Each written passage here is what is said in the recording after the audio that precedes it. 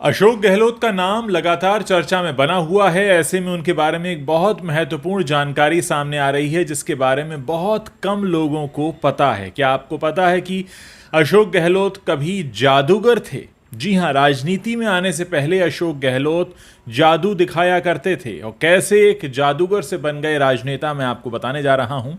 राजस्थान के मुख्यमंत्री अशोक गहलोत पहले एक जादूगर थे। उनका जन्म राजस्थान के जोधपुर में 3 मई 1951 को हुआ था। उनके पिता लक्ष्मण सिंह भी जादूगर थे और उन्होंने अपने पिता से ही जादू की कला सीखी थी। शुरुआती दिनों में वो अपने पिता के साथ जादू दिखाने जाते थे और उन्होंने हांगकांग और टोक्यो में भी अपनी जादू की कला दिखाई है। वो बात अलग है कि इस काम में उनका कभी मन नहीं लगता था। वो हमेशा से राजनीति में आना चाहते थे और इसीलिए अपनी स्टूडेंट लाइफ में ही वो NSUI के साथ जुड़ गए। इसके बारे में कहा जाता है कि उन्होंने अपने इस पेशे को बल देने के लिए वकालत भी की। जी हां, युवा नेता के तौर पर हमेशा सक्रिय रहे गहलोत। एक युवा नेता के तौर पर भी हमेशा सक्रिय रहते थे और उनकी मेहनत 1979 में उस वक्त रंग लाई जब उन्हें पहली बार कांग्रेस की तरफ से लोकसभा सीट के लिए लड़ने का मौका मिला।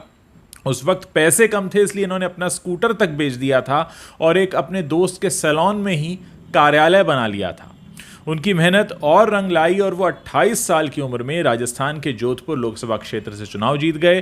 पहले ऐसे जादूगर हैं देश के जो सांसद बने और चुनाव जीतने में जादूगरी के बारे में भी उनसे पूछा गया तो उन्होंने कहा कि जादू किसी को करोड़पति बनने या फिर चुनाव जीतने में मदद नहीं करता। इसने मुझे लोगों को इकट्ठा करने में ज़रूर मदद की। एक जादूगर होने के नाते ज़्यादातर लोग मुझे सुनना चाहते थे और उन्हें लगता था कि मैं उन्हें जादू दिखाऊंगा। मैं उन्हें इंदिरा गांधी की पॉलिसीज़ को लेकर शिक्षित करता था। कभी कभी लोग मुझसे जादू दिखाने की जिद भी करते थे पर मैं उन्हें नाराज़ नहीं करता था। कभी कभी उन्हें छोटा मोटा जादू दिखा देता था। 29 साल की उम्र में केंद्रीय मंत्री भी बन गए अशोक गहलोत। जी हाँ, पहली बार 29 साल की उम्र में केंद्रीय मंत्री बने और ऐसा कहा जाता है कि राजीव गांधी ने ही राजस्थान की राजनीति में गहलोत को काफ़ी आगे बढ़ने में मदद की और उन्हें प्रदेश अध्यक्ष बनाया।